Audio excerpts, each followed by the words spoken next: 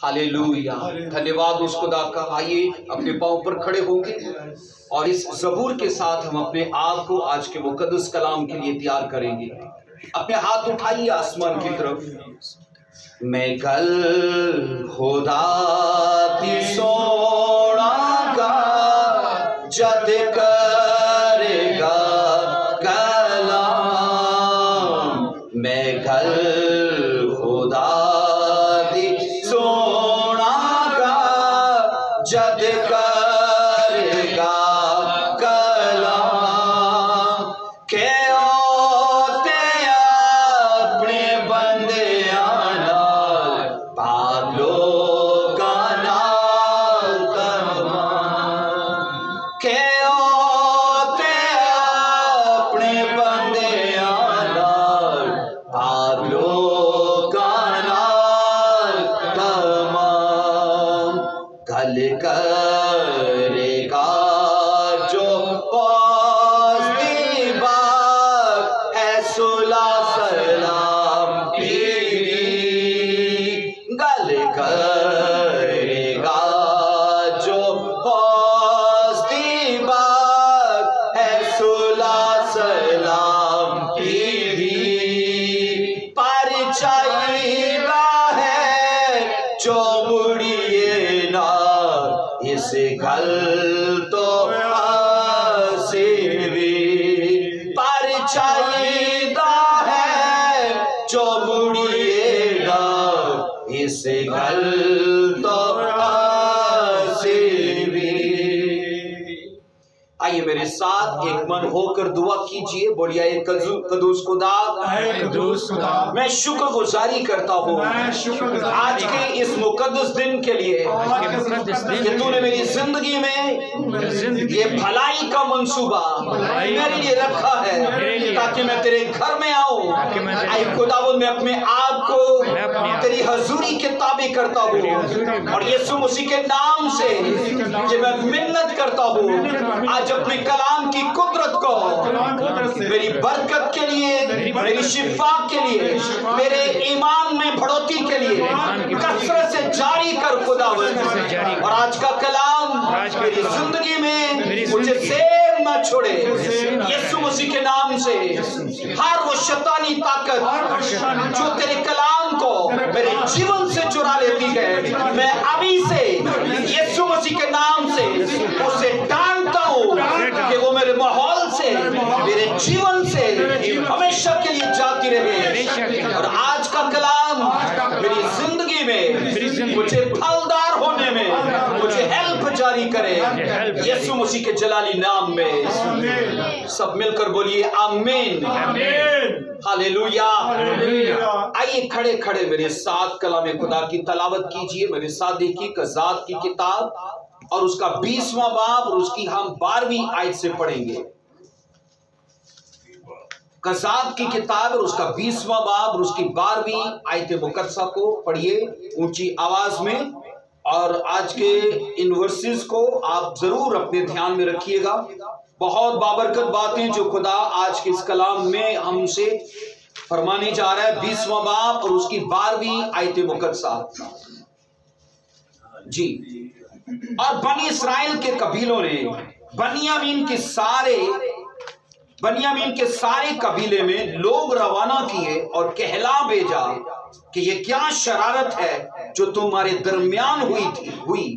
इसलिए अब उन मर्दों यानी उन खबीसों को जो जुब्बा में है हमारे हवाले करो, हम उनको कत्ल करें और इस्राएल में से बदी को दूर कर डाले। लेकिन बनी बनियामीन ने अपने भाइयों बनी इस्राएल का कहा ना माना। कलाम मुकद्दस का पढ़ा सुना जाना हमारे लिए भाई से बरकत रखे। सब बोलिए आमीन।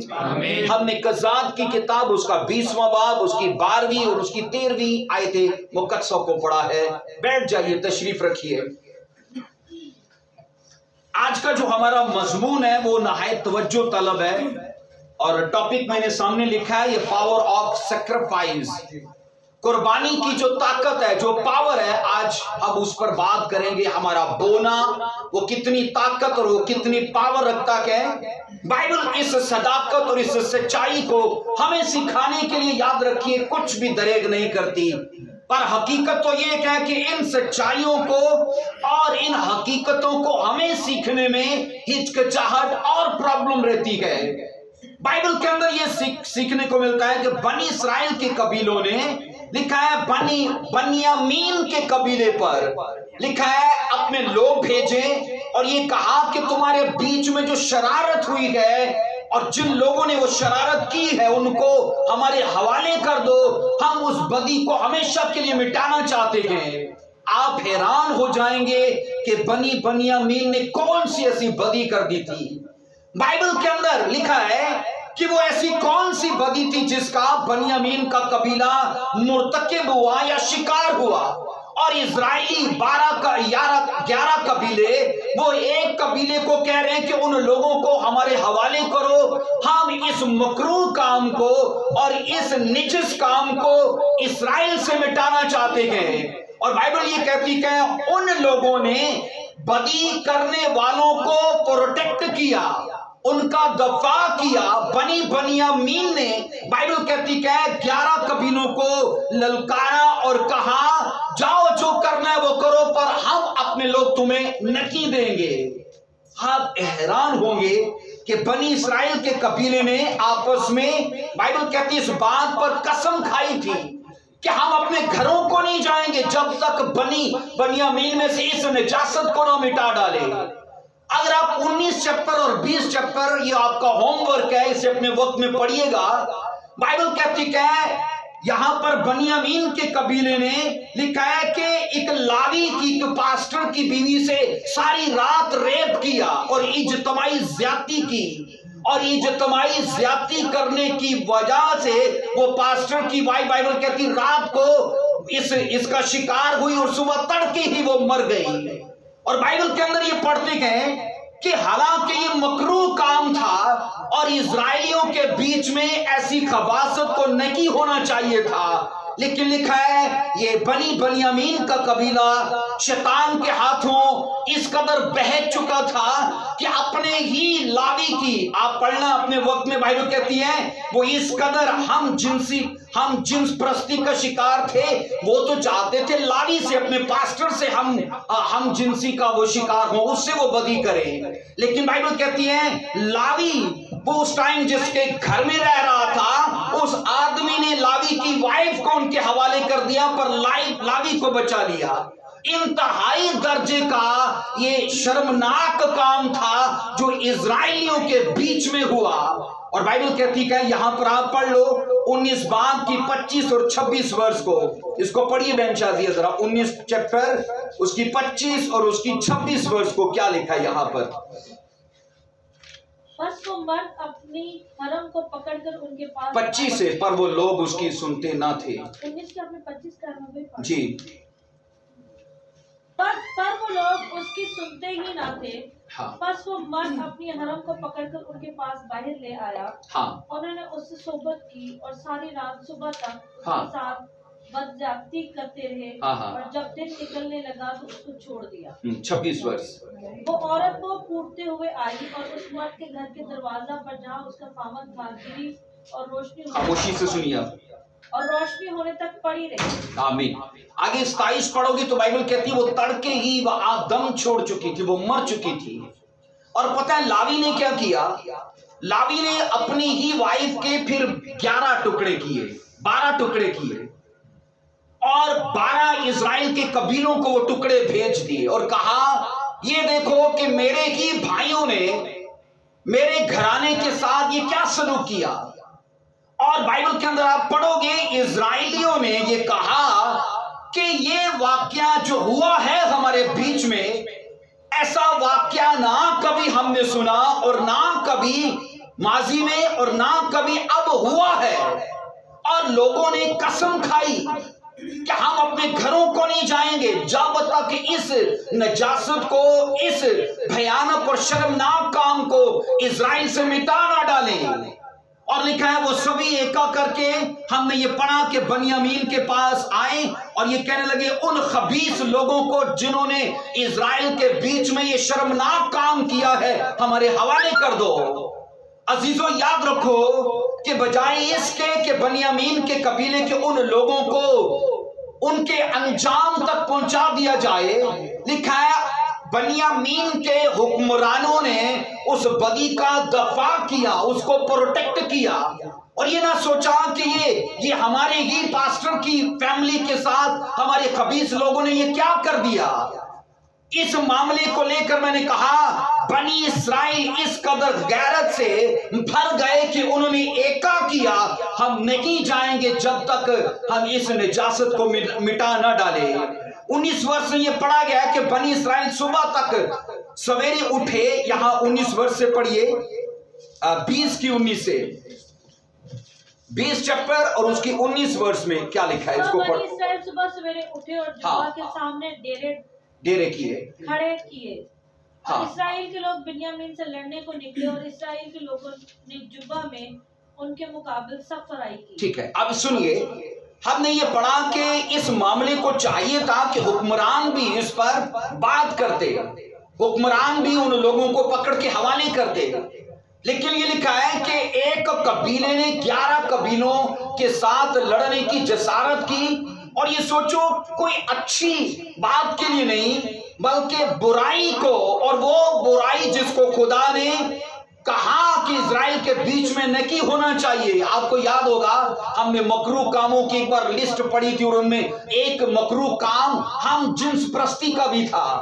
तो ये सोचो, जब आप 19 चैप्टर पढ़ोगे तो वो ये हम जिन्स प्रस्ती वो अल्लावी से करना चाहते थे, लेकिन वो लावी उस टाइम किसी के घर में रह रहा था तो उस आदमी ने लावी को बचा लिया। वो जानता था कि ये हमारी कौम का रहबर है, पर उसकी वाइफ को हवाले कर दिया क्योंकि वो बनियामीनी लोग इस कदर बहक चुके थे कि वो उस पर हल्ला बोल चुके थे, अटैक कर चुके थे।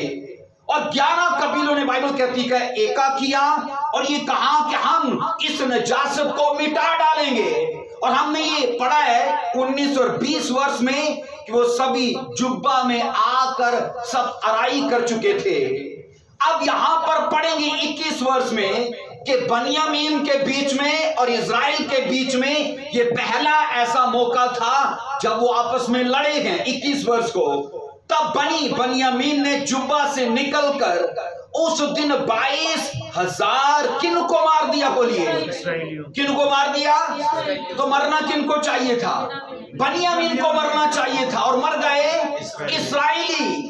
मैं इस वाक्य को जब पढ़ रहा था और मैं कह रहा था कि खुदावन ये कैसी हैरानकुन बात है कि जो अच्छाई को और जो अच्छी बात का लेके निकले गए और जो तेरे कलाम को और जो तेरी गैरत में निकले गए उनको मारना चाहिए, पर वो मर रखे गए।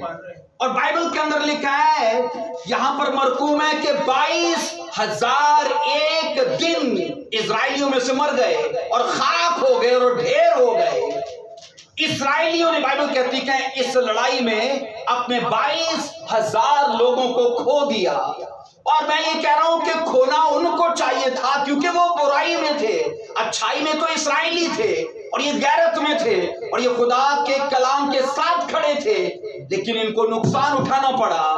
ये लड़ाई बाइबल कहती है बुराई और अच्छाई की थी, लेकिन हम यहां पर ये पढ़ते कि इस टाइम अच्छाई को अपने 22,000 लोगों को खोना पड़ा और बुराई उस टाइम इज़राइलियों पर गालिब आ गई।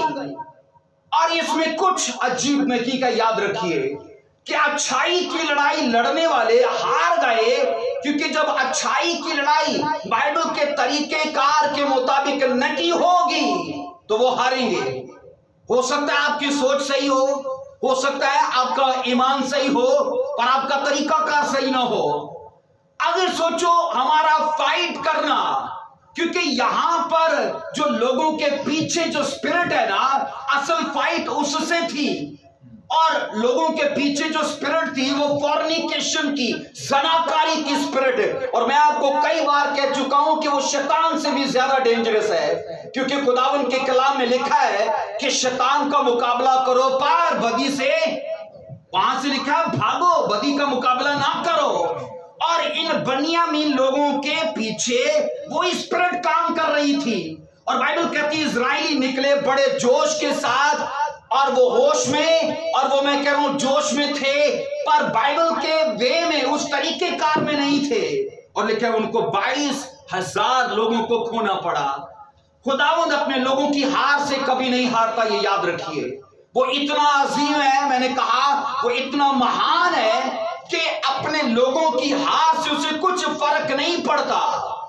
और याद रखो, यहां पर मैं आपको बताना चाहता हूं, वो उनको फतह अता करता है जो इमोशनल वे से नहीं बल्कि स्पिरिचुअल वे से अपनी फाइट को लड़ते गए। और वो स्पिरिचुअल वे आपका नहीं, वो स्पिरिचुअल वे बाइबल का वे है, वो बाइबल का तरीका कार है। और यहां पर मरकू में अगर उनकी आप सोचो दोनों अफवाज का मुआवजा करा जाए, 11 कबीलों की सोचो, पॉपुलेशन बड़ी है, आर्मी बड़ी है, पावर बड़ी है, असला ज्यादा है, और एक कबीले के पास क्या होगा? यहां पर इनकी गिनती का अंदाजा कराइए। यहां पर कज़ात 15 बाब की कज़ात 20 बाब की बहन 15 वर्ष को पढ़िए। कज़ात 20 बाब उसकी 15वीं वर्ष में, और बनियामीन जो शहरों में से उस वक्त जमा हुए वो शुमार में 26,000 शमशीर जन मर्द थे। हाँ। अब यहां पर ये पढ़ो कि वो जितने लड़ने के लिए आए थे वो कितने थे? 26,000। और इजराइल का पढ़ लो 20 बाब की 17 वर्ष में, और इस्राएल के लोग बनियामीन के अलावा 4 लाख लोग, 4 लाख शमशीर जन मर्द थे। ये सब के सब क्या था? साहिबे जंग थे। कितने थे ये? 4 लाख लोग। और वो कितने थे? 26,000। 26,000 ने पहले दिन में 22,000 इन 4 लाख लोगों में से मार दिए।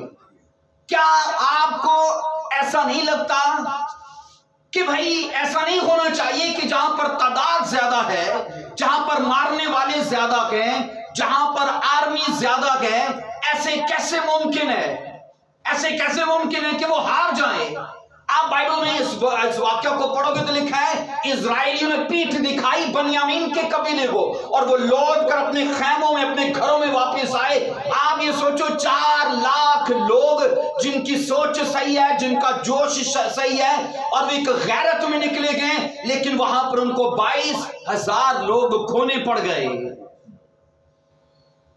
एक चीज यहां पर सुनेंगे, बाइबल ये कहती है इस्राएलियों की इतनी बड़ी फौज होने के बावजूद लिखा है उन्होंने अपने लोगों को खोया, बावजूद इसके कि वो हर चीज में ज्यादा थे, आर्मी में, स्ट्रेंथ में, पावर में, तादाद में, हर चीज में ज्यादा है। और यहां पर सुनिए कि उनकी हार इस बात का सबूत थी कि उनकी तादाद उन्हें जता नहीं सकती। इजराइलियों की हार, मैंने कहा, इस बात का सबूत थी कि उनकी पावर उन्हें जता नहीं सकती, उनका जोश और उनकी गैरत उनको जता नहीं सकती। कई बार आपने देखा होगा, मैंने देखा है कि वो जिनकी खुद की लाइफ वो प्रैक्टिकल नहीं होती, पर वो बाइबल में बड़े जोशीले देखे जाते हैं, वो बड़े जोशीले होते हैं, लेकिन उनकी खुद की लाइफ अमली नहीं होती। और यहां पर इजराइलियों के साथ कुछ ऐसा ही था, खुद की लाइफ गलाजत से, नापाकी से और तरह के कामों से भरी पड़ी है, लेकिन जब ये पता चला, शरारत हुई, तो आओ एका करो और चलो मारो इनको, खुदा तो हमारे साथ ही होगा। पर ऐसा नहीं था। हम बाइबल में ये पढ़ते गए, खुदा ने बनी इस्राएल को ये बात याद दिलाई कि तूने अपने जोर से इस जंग को नहीं जीतना, अपनी तादाद से तू नहीं जीत सकता। हम बाइबल में एक वर्ष पढ़ते गए कि ये ना तो ताकत से, ये ना तो जोर से, बल्कि मेरे रूह से। और यहां पर मैं आपको बताऊं कि खुदा बनियामीन के कबीले को मैदान बना सकता है, लेकिन अगर वो लोग रूह में चले तो, अगर वो लोग, मैंने कहा, इमोशनल पन नहीं बल्कि स्पिरिचुअल पन दिखाएं और स्पिरिचुअल वे को फॉलो करें। अजीजों, याद रखो, अगर हम दुआ करने वाले हैं, या हम रोजा रखने वाले हैं, या हम रेगुलर चर्च आने वाले हैं, तो भी ये चीजें नाकाफी हैं आपको अपने केस को हल करने के लिए, क्योंकि बाइबल ये सिखाती है कि हमें अगर अपने केस में प्रोग्रेस चाहिए, हमें अपनी लाइफ के अंदर सक्सेस चाहिए, टेस्टिमनीज चाहिए, या एक बड़े लेवल का ग्रेस चाहिए, तो बाइबल की अधूरी जानकारी नहीं बल्कि पूरी जानकारी चाहिए। और बाइबल को अपने तरीके से नहीं, बाइबल के तरीके से उसको फॉलो करना चाहिए। सब बोलो आमीन, हालेलुया। इसलिए एक बात हमेशा याद रखें कि अपनी सक्सेस, अपनी विक्ट्री या अपनी टेस्टिमनी के लिए बाइबल को क्या करें, मुकम्मल फॉलो करें। और यहां पर 23 वर्ष में घनशादी, इसको पढ़िए जरा, 23 वर्ष को ऊंची आवाज में पढ़िएगा। और बनी इस्राएल जाकर शाम तक खुदावंद के आगे रोते रहे। हाँ। और उन्होंने खुदावंद से पूछा कि हम अपने भाई बिन्यामीन की औलाद से लड़ने के लिए फिर बढ़े या नहीं। खुदावंद ने फरमाया उस पर चढ़ाई करो। अब सुनिए, जब उन्होंने 22,000 लोग खो दिए, आकर खुदा की हजूरी में रोते रहे। पहले वाक्या में बाइबल कहती है चढ़ाई करने से पहले भी पूछा, खुदावंद हम जाएं? खुदावंद ने कहा जाओ। उन्होंने कहा हम में से कौन जाए? खुदावंद ने कहा यहूदा जाए। और वो गए, लेकिन 22,000 लोग खो दिए उन्होंने। अब दोबारा आकर खुदा की हजूरी में रोए, शाम तक रोते रहे, दुआ करते रहे, लंबी चौड़ी दुआएं। आप पूछते हैं खुदावंद हम क्या करें, क्या दोबारा चढ़ाई करें? खुदावंद ने कहा जाओ, मुझे ये बताइए क्या ये बात हजम होती है कि खुदा जिसको 2 बार भेजे और दोनों बार वो मार खार कराए, क्या ये हजम होती के बाद क्या ये समझ में आती है कि खुदा आपको हुक्म दे के जाओ और मैं तुम्हारे साथ हूं, तुम चढ़ाई करो, लेकिन आगे मार पड़े और वापस आए? ये समझ से बाहर है, ये हजम नहीं होती। लेकिन सुनिए, हम बाइबल में ये पढ़ते हैं कि 23 आयत के मुताबिक सभी इस्राएली, लिखा है, अब ज्यादा संजीदगी से खुदावंद की हजूरी में गए, क्योंकि पहली बार फकत पूछा हम क्या करें, खुदावंद ने कहा यहूदा जाए तुम में से। और दूसरी बार अब संजीदगी ये है कि शाम तक रोते रहे, लंबी चौड़ी दुआएं। क्यों? क्योंकि उनको अपनी शर्मिंदगी नजर आ रही थी। हम 4 लाख लोग, वो 22,000 लोग और 26,000 लोग, और हमें उन्होंने मारा और हमारी अफवाज उन्हें पीठ दिखाकर भागी। और बाइबल कहती है ये सच में शर्मनाक था। और सुनो, अब दूसरे वाक्या में क्या हुआ, दूसरे मुकाबला की बारी क्या हुआ? 24 वर्ष को पढ़िए बेंचा दिया। तो बनी इस्राएल दूसरे दिन बनी बिन्यामीन के मुकाबले के लिए नजदीक आए। हाँ, 25 वर्ष। और उस दूसरे दिन बिन्यामीन उनके मुकाबले जुब्बा से निकले और 18,000 इस्राएलियों को कत्ल करके खाक में मिला दिया। ये सब शमशीर जन थे। अब बाइबल ये कहती है अब फिर से उनको 18,000 खोने पड़ गए। 40 कितने हो गए कुल मिला के? 40,000, 26,000 लोग 4 लाख लोगों पर गालिब आ गए। और ये सोचो वो लोग भी वो जो बदी में हैं। ऐसे कैसे मुमकिन है कि खुदा की फौज हार जाए या खुदा के लोग शिकस्त पा जाएं और वो लोग जो शरीर हैं, जो बदी में हैं, वो बार बार अटैक करें और इजराइलियों पर हमेशा गलबा पाते रहें। हमने ये पढ़ा है कि वो दोबारा से जुब्बा से निकले और लिखा है आखिर इजराइलियों पर अटैक किया और बाइबल कहती 18,000 लोग फिर से उनमें से मार दिए। आप ये सोचो कि बनी इस्राइल का गो के मौकफ दुरुस्त था। बाइबल कहती है लेकिन लिखा है मौकफ दुरुस्त होने के बावजूद भी उनको दोबारा 18,000 लोग खोने पड़ गए। कई बार ऐसा भी हो सकता है हम सोचें हमारा उनसे क्या मसला है, खुदा का ही है, हम तो खुदा का मैसेज लेके जा रहे हैं और खुदा को चाहिए ना हमारा साथ दे, तो खुदा क्यों नहीं हमारा साथ दे रहा? तो ये तो जंग उसी की है। और सच में बाइबल की निगाह से देखा जाए तो ये जंग खुदा की ही थी, क्योंकि उनका कोई ऐसा कसूर नहीं था, आपस में कोई झगड़े नहीं थे। और बाइबल ये कहती है कि इजराइलियों ने दोबारा लिखा है अपने बीच में से 18,000 लोगों को खाक में मिलते देखा। अजीजों, एक बात याद रखिए, कुछ ऐसे पावर्स हैं जिनको हम शिकस्त दे सकते हैं फकत यीशु मसीह पर ईमान लाने से ही, पर सभी पावर्स ऐसी नहीं है। उनमें से कुछ ऐसी पावर्स हैं जिनको हम शिकस्त दे सकते हैं यीशु मसीह पर ईमान लाने और दुआ करने से, पर सभी ऐसी पावर्स नहीं है कि वो ईमान और दुआ से ही हार जाएं। उनमें से तीसरी किस्म पावर्स की ऐसी है, उनके लिए ना सिर्फ ईमान, ना सिर्फ दुआ, बल्कि उसके साथ साथ फास्टिंग भी चाहिए। पर सभी पावर्स ऐसी नहीं है कि जो ईमान, दुआ और फिर रोजे से ही शिकस्त पा जाए। चौथी किस्म की जो पावर है वो इनसे ज्यादा तगड़ी है। उसके लिए आपका सीड काम करता है। क्या करता बोलिए? आपका सीड, हमारा बोना काम करता है।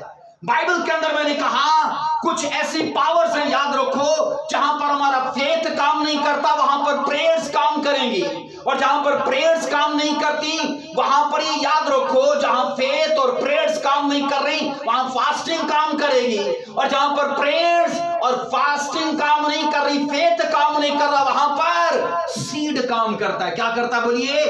हमारा बोना, हमारा सीड काम करता है। बाइबल के अंदर ये याद रखो, अगर नेगेटिव पावर्स, नेगेटिव चीजें पावर रखती हैं तो क्या स्पिरिचुअल नहीं रखती? स्पिरिचुअल रखती हैं। कई बार ऐसे होता है, हम किसी भी केस के लिए दुआ करते हैं, हम 10 दिन दुआ की और 1 घंटा दुआ की और सिर्फ दुआ ही कर रहे हैं और सिर्फ दुआ ही कर रहे हैं, पर कुछ नहीं देख रहे, उसमें कोई रिजल्ट नहीं आया, कोई उसमें हमने चीजों को हिलते जुलते नहीं देखा, क्योंकि एक ही स्टाइल से, एक ही तरीके से कर रहे हैं। जबकि बाइबल में बेशुमार तरीके हैं। इजराइलियों ने पहले फकत पूछने का तरीका इस्तेमाल किया, मार पड़ी। दूसरी बार रोने का, दुआ करने का तरीका इस्तेमाल किया, मार पड़ी। तीसरी बार बाइबल कहती है फास्टिंग का तरीका अख्तियार किया, मार पड़ी। लेकिन सुनो अब क्या होता है, यहां पर वाइस की किताब 9 बाब की 11वीं वर्ष को पढ़ेंगे। वाइस की किताब उसका 9वां बाब उसकी 11वीं वर्ष में लिखा है, फिर मैंने तवज्जो की और देखा कि दुनिया में क्या लिखा है, दुनिया में या तो दौड़ में तेज रफ्तार को सबकत है, ना जंग में जोरावर को फतह, और ना रोटी दानिशमंद को मिलती है, ना दौलत अक्लमंद को, और ना इज्जत अहले खिर्द को, बल्कि उन सब के लिए वक्त और क्या है, हादसा। वाइस 9 बाब और उसकी 11वीं वर्ष। बाइबल ये कहती है जंग में ये देखा गया है कि जरूरी नहीं कि जोरावर को ही फतह मिले, ये जरूरी नहीं है। बाइबल ये कहती है जरूरी नहीं कि तेज दौड़ने वाला ही सबकत ले जाए। यूं लगता है कि जैसे उन्होंने खुदा की निस्बत अपनी अक्सरियत पर भरोसा किया, अपनी आर्मी पर भरोसा किया, और यूं लगता है कि खुदा की निस्बत ज्यादा उन्होंने अपनी तलवारों, भालों, घोड़ों, रथों पर भरोसा किया। और बाइबल कहती है खुदा को इस चीज की भनक लगी कि उन चीजों पर तवक्कल ज्यादा है और खुदा उनसे पीछे हुआ। हम ज़बूर की किताब में ऐसा पढ़ते हैं कि जंग में उसने कहा ना घोड़ों रथों वालों को हमेशा फतह या सबकत मिलती है। और बाइबल के अंदर यह सीखा जाता है कि इस्राएली हर लिहाज से बनियामीन से बेहतर थे, पर बावजूद इसके कि बेहतर होने के दोनों बार उनको मार पड़ी। एक बार 22,000 खोए और दूसरी बार बाइबल कहती है 18,000। अब 2 तरीके वो फॉलो कर चुके थे, बोलिए कौन कौन सा? एक फेथ का और दूसरा दुआ का। एक मैंने कहा फेथ का और दूसरा प्रेयर का। और बाइबल कहती दोनों तरीके वहां पर काम नहीं कर रहे थे। इसका ये मतलब नहीं था कि वो चीजें पावर नहीं रखती, वो पावर रखती गए, लेकिन अभी जो मद्दे मुकाबल उनके सामने स्पिरिट थी वो ज्यादा डेंजरस थी और उसके लिए उसके हिसाब से उनको वार करना चाहिए था। अजीजों, हम बाइबल में ये पढ़ते हैं अब उन्होंने 2 और स्टेप्स लिए, 2 और उन्होंने असूलों को अपनाया, उनको समझ आई हमारी हार की असल वजह क्या है। 26 वर्ष को पढ़ेंगे। तब सब बनी इस्राएल और सब लोग उठे और बैतेल में आए और वहां खुदावत के हुजूर बैठे रोते रहे। हाँ। और उस दिन शाम तक रोजा रखा और सोखनी कुर्बानियां और सलामती की कुर्बानियां खुदावत के आगे गुजरा दी। सब बोलो आमीन। यहाँ पर आप ये पढ़ोगे 3 जो ऐसे उन लोगों ने असूल अपनाए। पहला असूल फास्टिंग, दूसरा असूल लोकेशन चेंज की, बाइबल कहती, तीसरा असूल बाइबल कहती है सैक्रिफाइस किया। उन लोगों ने सीड बोया, पर ये सोचो दोनों बार कैसे गए? खाली हाथ। खुदा की हजूरी में दोनों बार गए खाली हाथ। और यहां पर बैतेल का लफ्जी मतलब है खुदा का घर। बाइबल कहती है ये अब खुदा के घर में आए, अब खाली हाथ नहीं आए। इनके हाथ में बलिदान है, सैक्रिफाइस है। बाइबल कहती है बीज है इनके हाथ में, और अब जब आए तो बीज बो कर आए। और यहां पर सुनिए, हम बाइबल में ये साफ पढ़ते हैं कि इजराइलियों को समझ आई हमें सबसे पहले अपनी लोकेशन को चेंज करना है। अजीजों, फलदार जिंदगी के लिए, सक्सेसफुल लाइफ के लिए या प्रॉस्पर लाइफ के लिए हमारी लोकेशन का सही होना जरूरी है। 4 जमीनों का यीशु मसीह ने जिक्र किया था, ऐसा ही है। तो बीज तो एक ही थैले से निकला था, और बीज भी एक ही जैसा था, और बीज बोने वाला भी एक ही तरह का बो रहा था। लेकिन कहां पर 100 गुना आया? जहां की लोकेशन सही थी। आमीन। और बाइबल ये सिखाती है ना सिर्फ जिस्मानी लाइफ में बल्कि स्पिरिचुअल लाइफ में भी रिजल्ट्स पाने के लिए हमारी लोकेशन का राइट होना जरूरी है, क्योंकि वो लोकेशन हमारी हेल्प करती है ईमान में बढ़ने के लिए, हमें स्पिरिचुअल ग्रोथ करने में वो लोकेशन हेल्प देती है। कई बार ये देखा जाता है कि लोग बड़े बड़े कैथेड्रल्स और बड़ी बड़ी गैदरिंग को देखते गए, लेकिन शायद वहां पर ऐसी सदाकत और ऐसी सच्चाइयों को प्रचार ना किया जाता हो। बाइबल ये कहती है यहां पर उम्मीद रखो इस बात के लिए कि अगर हमारी लोकेशन राइट है और हम बाइबल को उस वे से फॉलो कर रखे हैं जो बाइबल का वे है, तो आज नहीं तो कल और आने वाले टाइम में खुदा हमारी जिंदगी के अंदर रिजल्ट और गवाहियां पैदा करके कई लोगों को हमसे पीछे करने की ताकत और कुदरत रखता है। बोलिए आमीन। और वह सब करने वाला है। बोलिए आमीन। हालेलुया। सो बाइबल के अंदर ये पढ़ते हैं, अब जाके उन लोगों ने, मैंने कहा सबसे पहले अपनी लोकेशन को चेंज किया, और दूसरा लोकेशन में अब बो कराए गए। एक तो उन्होंने अपने रोजे का बीज बोया, और दूसरा बाइबल कहती है उन लोगों ने अपनी कुर्बानियों को खुदा के लिए बोया। आमीन। बाइबल कहती है 2 बार इस्राएलियों को उनके दुश्मनों के हाथों शिकस्त खानी पड़ी, बावजूद इसके कि वो लोग गुनाह में थे। पर ये याद रखो, खुदा इनको भी मार कर इनकी इस्लाह कर रहा था, इनकी करेक्शन कर रहा था, इनको याद दिला रहा था कि तुमने बाइबल के किन किन तरीकों को अभी भी फॉलो नहीं किया और किन किन चीजों को अभी भी अधूरे छोड़ा हुआ है। लिखा है उन्होंने बनियामीन के लोगों के लिए गुनाह की गैरत तो रखी, ये अच्छी बात है गैरत का होना, पर याद रखो अगर हमारी खुद की जात में गुनाह है, यीशु मसीह ने तो साफ कहा तू जो अपने भाई के तिनके को देखता है तो अपनी आंख के शतीर को क्यों नहीं देखता, है ना। यहां पर कुछ ऐसा ही है, उनको वहां तिनका नजर आ रहा है पर अपनी आंख की शतीर। और बाइबल कहती है खुदा इनको मार कर याद दिला रहा है कि तुम्हारी प्रेयर्स और तुम्हारी फास्टिंग और तुम्हारा फेथ, ये चीजें कमजोर हो चुकी के इन पे काम करो। और मार से उन्होंने काम करना शुरू किया। और आखिर में बाइबल कहती है जब वो खुदा की हजूरी में गए, याद रखो बैतलहम का लफ्जी मतलब क्या है, बोलिए खुदा का घर। और इजराइली अब जब खुदा के घर मतलब बैतलहम में आए गए तो उनके हाथ में क्या है, बोलो बीज है। क्या बोलिए, हम मलाकी की किताब में पढ़ते गए, बाइबल साफ कहती है, उसने कहा मेरा घर तो वीरान पड़ा है, मेरे घर में तो आते हो पर मेरा घर वीरान पड़ा है क्योंकि तुम डायकी। और उसने कहा तुम मुझे ऑफरिंग में हदिये में ठगते हो। और अजीजों ये याद रखो जब हम ये सीख रहे हैं कि हमारे सीड के अंदर पावर है, हमारा सीड बाइबल कहती है उन चीजों में हमें फतह, हमें कामयाबी और हमें टेस्टिमनीज को खड़ा करने में हेल्प जारी कर सकता है।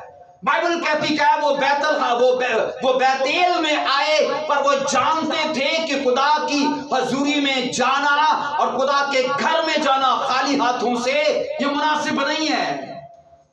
और बाइबल कहती है ये दोनों बार आए तो दोनों बार कैसे आए? खाली हाथ। इनसे तो गैर अकवाम अच्छे थे, जिनको ये पता है कि अपने देवी देवताओं के मंदिर में जाना है तो फूल थाली में सजा के, नारियल रख के, दूध डाल के और वहां भगवान को चढ़ा के आने के। तो क्या वो बेहतर नहीं है? क्या खुदा जेलसी नहीं करता कि वो देवी देवताओं का कितना ऑनर करते गए और मेरे लोग मेरा ऑनर क्या करते गए? बावजूद इसके कि आप रेगुलर आते हो, बावजूद इसके कि आप तौबा पा चुके हो, बावजूद इसके कि आप होली स्पिरिट से भर चुके हो, लेकिन अगर आपका सीड खुदा के घर में बोया नहीं जाता तो क्या वो इस बात का सबूत नहीं कि खुदा की निस्बत पैसे से हमारा ज्यादा प्यार है? क्यों बहन, ऐसा है कि नहीं? क्या वो इस बात की शहादत नहीं देता कि हम पैसे से ज्यादा प्यार करते गए और पैसा हमारी कमजोरी है? अजीजों, बाइबल के अंदर ये साफ पढ़ते गए, बावजूद इसके कि ये 4 लाख लोगों पर मुश्तमिल थे, बावजूद इसके कि आर्मी, पॉपुलेशन और पावर में बड़े हैं, लेकिन बार बार मार पड़ी। इसलिए मार पड़ी कि उनको समझ नहीं आ रही थी कि खुदा जेलसी करने वाला खुदा है। मैं करता हूं जेलसी, आप नहीं करते? बोलिए, करते हैं कि नहीं करते? है ना, करते हैं कि नहीं करते? तो खुदा भी तो जेलसी करता है कि उनको देखो, वो गैर अकवाम के, जबकि उन्होंने अपने हाथों से देवी देवताएं बनाए और उनके पास वो जाते थे फूल चढ़ाने, दूध चढ़ाने, थाली सजाकर। पर मेरे लोग कैसे आए? सिर्फ रोने के लिए, सिर्फ दुआएं करने के लिए? क्या हमारा फर्ज नहीं कि हम खुदा के काम को सपोर्ट करें? बोलिए, क्या हमारा काम नहीं कि हम खुदा के घर को हेल्प करें? बाइबल मुकद्दस के अंदर ये साफ, इस किस्से के अंदर खुदा ने, इस स्टोरी के अंदर ये समझाया है कि एक गिवर कभी हार नहीं सकता, एक गिवर कभी अपनी लाइफ में जवाल नहीं देखेगा, एक गिवर अपनी लाइफ में कभी अनफ्रूटफुलनेस को और कभी भी फेलियर को नहीं देखेगा, क्योंकि खुदा की गैरत ये गवारा नहीं करती कि बोने वाला हार जाए। आप पढ़ो बाइबल के अंदर क्या लिखा है, अब बोने के बाद क्या हुआ। हम यहां ये सीखते हैं कि बोने से पहले उनका क्या हाल था। बोलिए, कितने लोग उन्होंने गवाए अपने बीच में से? 40,000। और 27 वर्ष को पढ़िए, क्या लिखा है? 27 को। और बनी इस्राएल ने इस बात से कि खुदा के अहद का संदूक उन दिनों वही था। 28 वर्ष कहती है। और हारून के बेटे अलीअजर का बेटा फिनहास उन दिनों उसके आगे खड़ा रहता था और खुदावन से पूछा कि मैं अपने भाई बनियामीन की औलाद से एक दफा और लड़ने को जाऊं या रहने दूं? खुदावन ने फरमाया कि जा, मैं कल उसको तेरे हाथ में कर दूंगा। सब बोलो आमीन। पहली 2 बार फकत ये कहा था जा, ये नहीं कहा था मैं उसको तेरे हाथ में कर दूंगा। बोने के बाद बाइबल कहती है अब जब खुदा उनसे बात कर रहा है तो ये कह रहा है कि मैं अब उनको तेरे हाथ में कर दूंगा। अजीजों, ये याद रखो, कई बार खुदा हमारे लिए ऐसी प्लानिंग करता है कि हम बाइबल की सच्चाइयों को पूरे तौर पर समझें और उसे फॉलो करें। और हमें अगर वो मार लगती है तो वो सच में मार होगी, लेकिन अगर वो मार हमें सीख का बाइस, हमें तरबियत और मलामत का बाइस लगती है तो सच में उसमें खुदा हमें अक्ल फहम जारी करेगा, विजडम जारी करेगा और हम बाइबल की सच्चाइयों को उस तौर से समझेंगे जिस तौर से बाइबल में मरकूम है। सब बोलो हालेलुया। इंसान, मैंने ये सीखा है कि इंसान खुदा की तख्लीक में से एक ऐसी किस्म है जो कभी भी अपनी मर्जी से बोने के लिए तैयार नहीं होते। मैंने कहा खुदा की तख्लीक में से, मैंने कहा इंसान एक ऐसी किस्म है जो अपनी खुशी से, अपनी मर्जी से कभी बोने को तैयार नहीं होते, क्योंकि उनके पास एक्सक्यूजेस बहुत होती है। और जी बिल बड़ा आ गया, और जी किराया डबल चढ़ गया, और जी ये हो गया, अगर वो हो गया। इस चर्च को मैं कितनी बार ये कह चुका हूं, अगर ना बोने के लिए आपके पास पहली बार एक्सक्यूज है, आपकी एक्सक्यूजेस बदलती जाएंगी पर वो बोने नहीं देगा आपको। अजीजों, याद रखो, ये बात शैतान भी जानता है कि सीड में क्या पावर है, वो आगे जाकर हम सीखेंगे। और वो ये जानता है कि अगर इसने बो दिया तो इसकी नस्ल भी वो फसल काटेगी, ये फसल को भी फ्रूटफुलनेस देगा, गवाहियां और बरकत देगा। वो ऐसे हालात पैदा करता है कि वो आपको ना बोने के लिए मजबूर करे, वो आपके लिए ऐसे हालात पैदा करता है कि आपके हाथ को सुखा दे।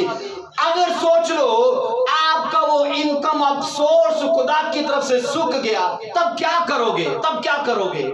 हम बाइबल में ये सीखते गए, इस सच्चाई को आज कईयों को सुनना चाहिए था, पर कईयों को शैतान ने रोक लिया है कि आज का प्रचार मत सुनना। कईयों को रोक लिया है। और हकीकत है, जब जब ये मैं बोने के लिए मन बनाता हूं पाखरू से, मुझे कायलियत मिलती है, तभी वो लोग नहीं होते जो नहीं बोल रहे। और यहां पर ये सोचो, हम ये सीख रहे हैं, मैंने कहा बाइबल साफ सिखाती है कि इजराइलियों को सिर्फ इसलिए शिकस्त पड़ी क्योंकि उनके बोने को शैतान रोक चुका था। और अजीजों, याद रखो, आप जानते हो कि नहीं, पर शैतान जानता है आपका सीड पावर रखता है। वो आपकी विक्टोरियस लाइफ में, वो आपकी ग्लोरियस लाइफ में वो हेवन को हिलाता है ताकि वो चीजें आपके लिए जारी हो। डिवाइन ब्लेसिंग्स, डिवाइन, मैंने कहा, वो हेल्प आपके लिए तभी एक्टिव होती है जब आपका हाथ खुलता है। क्या होता है बोलिए? जब आपका हाथ खुलता है। अगर नहमिया साडे चर्च दा हुंदा ते मैं तुहानू सच कहना यरूशलेम कदी ना बनदा, क्योंकि वो अपनी लाइफ में सेट जा रहा था। अपनी नौकरी सही थी, गड्डी लई, कार लिया, हर चीज सेट है। उसे सोचो याद आया कि खुदा का घर टूटा पड़ा है, खुदा के घर का वो काम रुका पड़ा है। उसने कहा ये सब नहीं चाहिए। लेकिन अगर यहां का होता तो यरूशलेम आज भी ऐसे ही पड़ा होता। अजीजों, बाइबल ये सिखाती है, मैं आपको ये सिखा रहा हूं, ये चीजें बता रहा हूं कि इंसान खुदा की सारी तख्लीक में से वो किस्म है जो अपनी खुशी से नहीं बोती, जबकि लिखा है खुशी से देने वालों को खुदा अजीज रखता है। आपके बहाने बदलते ना जाएं, आपकी, मैंने कहा, उज़र। और हकीकत तो यह कि खुदा सॉलिड एक्सक्यूज को भी नहीं मानता। सॉलिड एक्सक्यूज का आपके पास रियल ओरिजिनल बहाना है, ज़कई के पास नहीं था। और खुदा वो, मैं तो छोटे कद का हूं, तुझे देख ही नहीं सकता खुदा, और मेरा क्या कसूर है? तूने मुझे छोटा बनाया है, जबकि मैं तो देखना चाहता हूं। खुदा तू ही बारिश पा दी थी, मैं तो चर्च जाना चाहता है, तो तूने, ये तो तेरा ही कसूर है, तूने रोक लिया। मैं तो जाना चाहता, तू रिश्तेदार पे छड़े। तो सोचो क्या ये सॉलिड एक्सक्यूजेस हैं कि नहीं? तो ज़कई के पास भी था, ज़कई के पास भी था, क्योंकि भीड़, मैंने कहा, यीशु मसीह को घेरे पड़ी थी। और ये छोटे कद का है, लेकिन वो ये जानता था यहाँ मेरी एक्सक्यूज काम नहीं करेगी। दौड़कर गुलर के पेड़ पर चढ़ गया और यीशु को भी समझे और कहा तेरे ही घर में मुझे आज जाना जरूर है। सब बोलो आमीन, हालेलुया।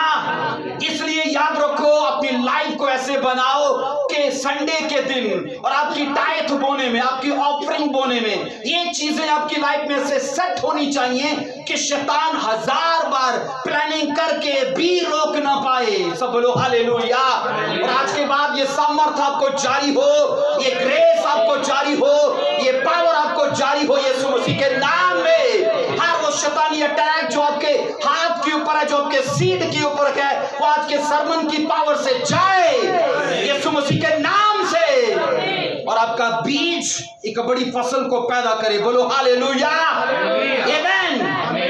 यहाँ पर 34 वर्ष को पढ़ेंगे, 34 वर्ष को देखो। बोने के बाद अब क्या हुआ? और सारे इस्राएल में से 10,000 चीदा मर्द जुब्बा के सामने आए। हाँ। लड़ाई सख्त होने लगी, पर उन्होंने ना जाना कि उन पर आफत आने वाली। किन पर आफत आने वाली है?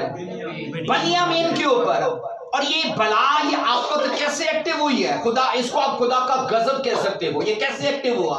बोने से, सिर्फ बोने से। 43 वर्ष कहती है, यूं उन्होंने बनियामीन को घेर लिया और उनको रगेदा, और मशरिक में जुब्बा के मुकाबिल उनकी आराम गांवों में उनको लताड़ा। और लिखा है 118,000 बनियामीन खेत आए। ये सब क्या थे? बोलो, ये सूरमा थे। ये लोग तो वही थे जिनसे ये पहले हार रहे थे। लोग नहीं बदले, ये वही लोग हैं, मौका भी वही है। और मैंने कहा अब, क्योंकि सिचुएशन इसलिए बदल गई है क्योंकि अब इनके बीच में सीड आ चुका है, इनके बीच में ऑफरिंग है। और बाइबल कहती है खुदा ऑफरिंग का, खुदा, मैंने कहा, सैक्रिफाइस का वो ऑनर करता है। इसलिए तो उसने साफ कहा है कि कुर्बानी का अजर है, और अगर हम कुर्बानी नहीं कर सकते वो कभी अजर जारी नहीं कर सकता। आमीन। बाइबल के अंदर लिखा है ये वही लोग थे जिनसे इनको 2 बार मार पड़ी, लेकिन अब लिखा है इजरायली 4 लाख लोग नहीं गए लड़ने के लिए। कितने गए? टोटल 10,000 लोग। 10,000 लोग गए। वो लोग बाइबल कहती है जिनसे 4 लाख लोग 2 बार लड़े और पीठ दिखाकर भाग गए।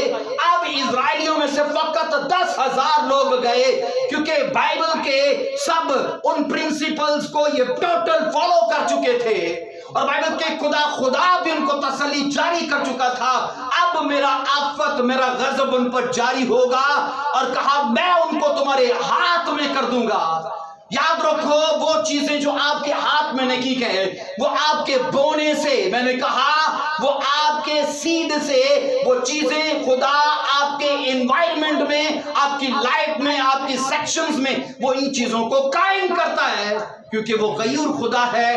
वो मैंने कहा गिवर को हमेशा रिस्पेक्ट देता है। सब बोलो हालेलुया, आमीन। लिखा खुदावन खुदा के लिए सीड बोने के बाद ये पहला मौका था। इजराइली 18,000 लोगों पर गालिब आए, उनको खाक में मिला दिया। टोटल वो कितने थे? 26,000 वो लोग थे ना, जिनके 18,000 मर गए, तो कितने रह गए बकाया? 8,000 रह गए। बाइबल कहती है अब पहले ही अटैक में उनकी आधी से ज्यादा आर्मी लोगों ने मार दी, आधी से ज्यादा। और लिखा है 26,000 में से 18,000 लोग मर गए और 6-8,000 बाकी रह गए। और ये पहला अटैक था।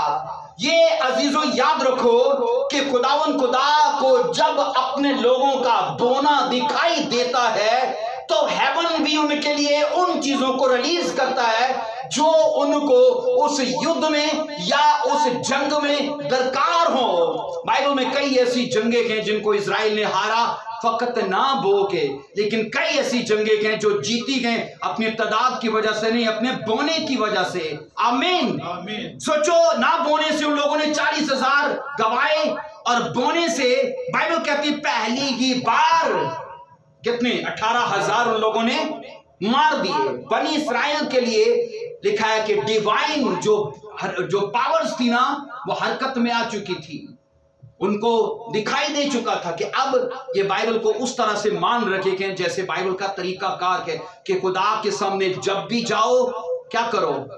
हाथ में कुछ हो, हाथ में। और मैं आपको ये याद दिलाना चाहता हूं कि जब आप अपनी पर्सनल दुआ करते हो तो तब भी आपके हाथ में 10-20 होना चाहिए, क्योंकि वो भरे हाथों को लौटाता है। आमीन। हम नादान और मूर्ख लोगों की तरह ना हो।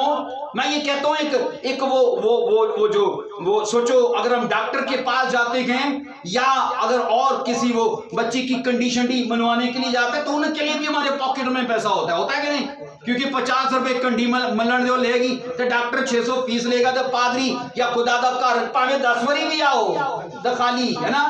तो मैंने कहा आप साउल की लाइफ का पढ़ के देख लो। जब उसके गधे गुम गए ना तो उसके नौकर ने कहा यहां पर एक नबी है, वो बता सकता है। पर साउल ने पता क्या कहा? मेरे पास बोने के लिए कुछ नहीं है, मेरे पास बोने के लिए कुछ नहीं। और मैं इसकी इस बात से इतना इंस्पायर हुआ कि उसे समझ थी कि एक मैन ऑफ गॉड के पास भी जब जाना है तो हाथ में कुछ हो बोने के लिए। और बाइबल कहते हैं उसके नौकर ने कहा मेरे पास ये कुछ चांदी की मिस्काल्स हैं, ये ले ले। और ऐसा ही हुआ, उसने जाकर पहले सैमुएल की खिदमत में अपने सीड को बोया और तभी लिखा है हेवन उसके लिए बोला और उसे अनाइंट किया गया एक बड़ी पोजीशन के लिए। आमीन। सब बोलो हालेलुया। इसलिए अजीजों उन चीजों को भी ध्यान में रखो जो आपको बोने नहीं देती। और ये याद रख लो अगर हम नहीं बोते तो खेत में कुछ नहीं उगता। क्यों बहन? खेत में नहीं कुछ उगता? वो नहीं भाई उगता है, खेत में तब भी कुछ उगता है। तो क्या उगता है? ऊंट कटारे उगते हैं, तो बोने वाले के खेत में फसल उगती है। ये वो सेंस है जिसको हम देखते हैं। तो स्पिरिचुअल सेंस में भी ऐसा ही है। आज भले फर्क ना लगता हो, मैं आपको गारंटी देता हूं आज चाहे ना बोने से आपको फर्क ना लगता हो, लेकिन कल की जिंदगी में आप पछताओगे, क्योंकि बाइबल ये साफ कहती है अगर तुम फना होने वाली दौलत में दयानतदार ना ठहरे तो हकीकी क्यों कर तुम्हारे जिम्मे की जाएगी। डिवाइन ब्लेसिंग्स हम खो के बैठे हैं। सिर्फ इस सीड को ना बो के, क्योंकि हम इसमें जिम्मेदार हैं, या और ये कई बार मैं आपको कह चुका हूं कि खुदा हमारी जिम्मेदारियों में मुदाखलत नहीं करता। कई बार ऐसे होता है हमने जिन लोगों का कर्ज देना होता है, और जहां से जो आमदनी आनी है, वो लोग वहां पहुंचे होते हैं, पहली सैलरी वो पकड़ते अपनी काट कर कहते ए लो जी ताड़ी। जे खुदा भी इंजी हुंदा तो कहते नो इसे मैं कट ले, ए नो ताड़े, तो फिर सही था ना, फिर सही था, क्योंकि हम डंडे की औलाद हैं। लेकिन मैं आपको सच कह रहा हूं, वो हमारी जिम्मेदारी में मुदाखलत नहीं करता। वो कहता मैंने तुझ पर छोड़ा है, तेरे ऊपर। खुदा ऐसा खुदा नहीं है किसी को आगे करे और किसी को पीछे करे। उसने हम पर छोड़ दिया है कि तू आगे जाना चाहता है या पीछे जाना चाहता है। आमीन। सब बोलो हालेलुया, ऊंची आवाज में बोलो हालेलुया।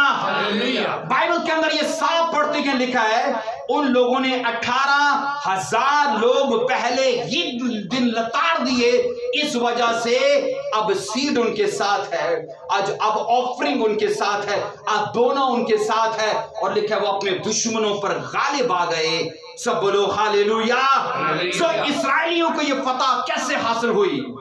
ये बात 100% सच है कि सच्चाई और ताकत दोनों इस्राएलियों के हक में थी, और ये उनके लिए बहुत फायदे की बात थी कि वो सच्चाई में गए। सच्चाई ये थी कि वो स्ट्रेंथ में गए, पॉपुलेशन में ज्यादा गए, आर्मी में ज्यादा गए, तो ये बातें उनके हक में थी। लेकिन वो अपनी ही सच्चाई और अपनी ही ताकत पर ज्यादा भरोसा करने की वजह से, और खुदा की सच्चाई को पूरे तौर पर पूरा ना करने की वजह से, बाइबल कहती है कि वो शिकस्त खा गए। सब बोलो आमीन।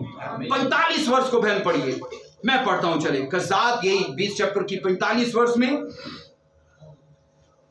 और वो फिर कर रमून की चट्टान की तरफ बियाबान में भाग गए, पर उन्होंने शाहराहों में क्या लिखा है, चुन चुन कर, कैसे चुन चुन कर उनके 5,000 और मारे। अब कितने हो गए? अब कितने हो गए? 18 और 5 22 हो गए, नहीं 23 हो गए। अब कितने हो गए? 23 हो गए। टोटल वो कितने हैं? वो टोटल 26,000 है। दूसरे अटैक में बाइबल कहती है अब ऐसे हुआ कि उनकी शाहराहों पर वो आगे लग के दौड़ पड़े, और लिखा है इन लोगों ने चुन चुन कर 5,000 और लोग लताड़ दिए। लोग वो ही गए, सिचुएशन वो ही गए, मौका महल वो ही गए। अब क्या हुआ कि इजरायली सिर्फ 10,000 लोग गए और उनको मारने लग पड़े, और वो ही गए जो पहले इनको मार रहे थे। तो सोचो ऐसा कैसे हुआ? मैं आपको कह रहा हूं कि आपका बोना वो बोलता है, वो आपकी ब्लेसिंग्स के लिए, वो आपकी गवाहियों के लिए बोलता है, और ऐसा यहां पर देखा गया। और तीसरे अटैक में क्या हुआ? और मारे, और लिखा है जदूम तक उनको खूब रगेद कर उनमें से 2,000 मर्द और मार डाले। अब कितने हो गए? 25 हो गए। कितने पीछे रह गए? 1,000। और बाइबल कहती है 1,000 में से भी टोटल 600 रह गए, और 600 लोग बाइबल कहती है वो 4 महीनों के लिए अपने इलाके को छोड़कर जंगलों में और चट्टानों में जा छुपे। याद रखो, वो चीजें जो आपको तंगी देने के लिए, वो आपको जो बीमार करने के लिए, मैंने कहा वो हमें जो डिस्टर्ब करने के लिए एक्टिव है, फकत हमारा बोना उन चीजों को लताड़ सकता है।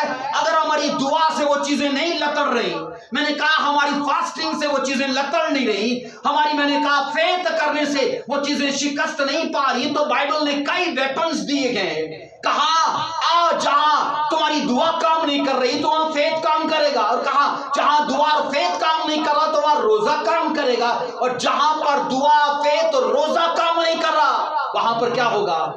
तुम्हारा सीड काम करेगा। आमीन। कई बार हम किसी पेज को खोलने के लिए पहले क्या करते हैं? चम्मच लेते हैं, चम्मच से नहीं खुलता, फिर क्या करते हैं? छुरी ले ली है ना, फिर वो बहुत टाइट है तो छुरी से भी नहीं खुलता, फिर क्या करता है? पेचकस से भी नहीं वो खुलता, फिर क्या करते हैं? एक छेनी और थोड़ा लेके ना उस नट को आपस से क्या करते हैं? मारते हैं और वो नट खुलना शुरू कर देता है। आपने चम्मच से खोला, वो नट नहीं खुल रहा और बोला नहीं, ये केस हल ही नहीं हो सकता, ये खुदा से नहीं हो सकता, ये खुदा नहीं कर सकता। भाई खुदा कर सकता है, लेकिन उसने कई तरीके बताए हैं, कई वेपन्स दिए हैं उसने। और मैं आपको कह रहा हूं कि इजराइलियों ने अपने दुश्मनों को तभी लताड़ा जब उस वेपन को, जो बोने का वेपन है, मैंने कहा उसको यूज किया। अब लिखा है दुश्मनों के पास तो वहां रहने की जगह ही नहीं रही। और बाइबल कहती है वहां खुदा भी उन लोगों के साथ तब खड़ा हुआ, मैंने कहा जब उन लोगों को समझ आई कि सच्चाई को कैसे मानना है। सब लोग आमीन आमीन। आपको पता है इससे पहले वो समझते थे कि हमारी तरफदारी को करना खुदा का फर्ज है, क्योंकि हम तो गैरत में जा रहे हैं, हम तो बाइबल के साथ जा रहे हैं, हम तो इस वचन को लेके जा रहे हैं। लेकिन यहां पर यह देखा जा रहा है कि खुदा ने याद दिलाया गैरत काफी नहीं है, फराइज का पूरा करना काफी है। आमीन। वो ड्यूटीज जिनको हम पर मुकर्रर किया गया है, अजर तभी जारी होगा। और यहां ये याद रखो, वो दुख जो खुदा के आइन की पैरवी करने के लिए हमें खुदा के करीब ले आए, वो दुख किसी लानत से कम नहीं है, वो किसी बरकत से कम नहीं है। लेकिन अगर वो ही दुख खुदा के आइन की पैरवी करने से हमें दूर ले जाए, तो वो किसी लानत से कम नहीं है। ऐसा है कि नहीं? बोलिए आमीन। और यहां हमने ये पढ़ा है कि दिल में फजल का काम और दुनिया में मजहब का काम आपको तब रायगा नजर आता है जब आपको ये लगे कि यहां पर फजल का काम और मजहब का काम होना चाहिए पर नहीं हो रहा और आपको रायगा लग रहा है। उसकी वजह एक ही है, क्योंकि हम जोश में हैं। मैं आपको कई बार कह चुका हूं खुदा इमोशनल है कि स्पिरिचुअल है। बोलिए क्या है? खुदा इमोशनल है, खुदा स्पिरिचुअल खुदा है। और मैं आपको कह रहा हूं कि अगर हमें लगे कि फजल यहां रायगा हो रहा है और हमें लगे कि मजहब का काम रायगा हो रहा है, इसका मतलब है हम स्पिरिचुअल तरीके से काम नहीं कर रहे, हम इमोशनल हैं, हम गैरत में जा रहे हैं, और गैरत सब जगहों पर काम नहीं करती। इसलिए अजीजों, जैसे इस्राएलियों को खुदा ने उनके दुश्मनों पर गलबा दिया, वो हमारे लिए भी ऐसी प्लानिंग को सेट करके बैठा है, लेकिन कभी हमारी जिम्मेदारियों में वो मुदाखलत नहीं करता। ऐसा है? बोलिए आमीन। मुझे बताइए, अब जीतने से पहले लोकेशन का क्या था? कहां पर आए वो? बैतेल में आए। कहां पर आए? तो बैतेल में कैसे थे वो? बैतेल में कैसे थे? भरे हाथों के साथ। कैसे थे? बोलिए। आपको पता है यीशु मसीह ने एक हैकल में मोजज़ा किया था, सूखे हाथ वाला। कैसा था? बोलिए। सूखे हाथ। आज नहीं लगते सूखे हाथ वाले हैकल में? ऐसे आज नहीं लगते सूखे हाथ वाले? हजारों के हैं वो, रूहानी तौर पर बातन में सूखे गए, क्योंकि उनको अभी तक अपना ही सोचना है। अजीजों, यहां हम ये सीखते हैं, 48 वर्ष को आखिर में पढ़ेंगे। यहां पर लिखा है, और इस्राएली मर्द लौट कर फिर बनियामीन पर टूट पड़े और उनको तहदीक किया, यानी सारे शहर और चौपायों और उन सबको जो उनके हाथ आए और जो जो शहर उनको मिले, उन्होंने उन सबको क्या किया? फूंक दिया। इससे पहले तो इनकी हिम्मत नहीं पड़ी, इससे पहले तो पीठ दिखा कर ही भाग कर रहे, लेकिन डिवाइन वो, मैंने कहा, पावर्स उनके लिए तभी एक्टिव हुई, बाइबल कहती है, जब खुदा ने उनके बोने को देखा। और मैं आपको सच कह रहा हूं, ये बाइबल की सच्चाई है। आप अपने बोने से, बाइबल कहती है कि अपने केस को चेंज कर सकते हो, अपनी स्टोरी को चेंज कर सकते हो। वो बेवा, बाइबल कहती है, एलिया की मिनिस्ट्री में एक वक्त का खाना बोकर पूरे कहर तक उसने अपने आप को बचा के रखा। आमीन। तो ये क्या था? उसका बोना था। बाइबल कहती है एक शुनोमी औरत जिसने अलीशा की मिनिस्ट्री में एक पूरा घर, बाइबल कहती है, वहां पर उसे बो दिया और लिखा है अपनी स्टोरी को चेंज कर लिया। वो बाइबल कहती है भांज और बे औलाद थी, और लिखा है खुदा के खादम के कहने से उसको बाइबल कहती है सरप्राइज किया गया और बेबी बॉय के साथ उसे ब्लेस किया गया। आमीन। और सोचो अगर वो शुनोमी औरत हमारी औरतों की तरह, हमारी लोगों की तरह होती तो वो भी तो अलीशा की मीटिंग में जाके सभी की तरह बैठती, मीटिंग अटेंड करती, और जैसे सब जा रहे थे वो भी जाती। ऐसा ही है, क्योंकि लिखा है अलीशा सामरिया से शोनीम में जाके मिनिस्ट्री करता था, वो क्रूसेड करता था, वो सेमिनार करता है, वो एवेंजलिज्म करता है वहां पर, और शोनीम के लोग आकर अटेंड करते थे मीटिंग। अगर आप सरप्राइज होना चाहते हो, आपको भी सरप्राइज करना पड़ेगा खुदा को और उसके ममसू को। बोलिए आमीन। इसने अपने हस्बैंड से सलाह की, जो आता है सच में ऐसा प्रचार करता है, सच में ऐसी हीलिंग करता है, सच में ऐसी प्रोफेसी करता है कि लगता है कि ये रियल मैन ऑफ गॉड है, और मैं इसे अपने घर बुलाना चाहती हूँ। उसने बुलाया, और अब कहती है नहीं, खाना काफी नहीं है, मैं कुछ बढ़िया बोना चाहती हूँ। अपने घर के ऊपर एक और घर, अपने लिए सोचना, अपने बच्चों के लिए कमरा बनाना बड़ी बात है, ये नॉर्मल चीज है ना। गैर मामूली चीज क्या है? गैर मामूली क्या है कि कोई मैन ऑफ गॉड का सोचे। आमीन। कोई, मैंने कहा, खुदा के काम का सोचे, और उसने ऐसा किया। और बाइबल कहती है ना सिर्फ कमरा बनाया, उसने बेड लगाया सोने के लिए, उसने स्टडी के लिए टेबल रखा, उसने स्टडी करने के लिए कुर्सी रखी, सब चीजों का बंदोबस्त किया। मुझे याद है मैं इस्लामाबाद में मीटिंग्स करने के लिए जब पिछले गर्मी के सीजन में गया, और मीटिंग पर तैयार होने से पहले ना मेरा बेल्ट टूट गया, और उस वक्त पास्टर शौरभ ने अपना ये वाला ससुराल वालों ने उसे दिया था, वो मुझे डाल के दिया कि पास्टर जी अभी मैंने नहीं पहना तो ये आप पहनो। और आप यकीन करो, हैरानगी हुई कि उधर से एक सियालकोट से उसका एक डिसाइपल आया, वो उसके लिए लेदर का बेल्ट लेके आया, लेदर का। और मैंने कहा पादरी साहब ये तानू वॉलेट भी दे सकता सी, ये तानू और कोई जैकेट लेदर की दे सकता, और बेल्ट ही क्यों दिया? मैंने कहा खुदा को पता था ये बोने वाला क्या है। और मैंने कहा आपने तो चलो दिया, पर आपको तो लेदर का। और ये सोचो उस औरत को क्या मिला। आमीन। लिखा है बेड बोया, कुर्सी बोई, टेबल बोया, घर बोया, और लिखा है बाइबल कहती है मैन ऑफ गॉड हिल चुका था, और वो अनॉइंटिंग आपकी सैक्रिफाइस को देखकर हिलती है, आपके बोने को देखकर हिलती है। और उसने कहा मैं इसको कुछ दे बिना रहूंगा नहीं।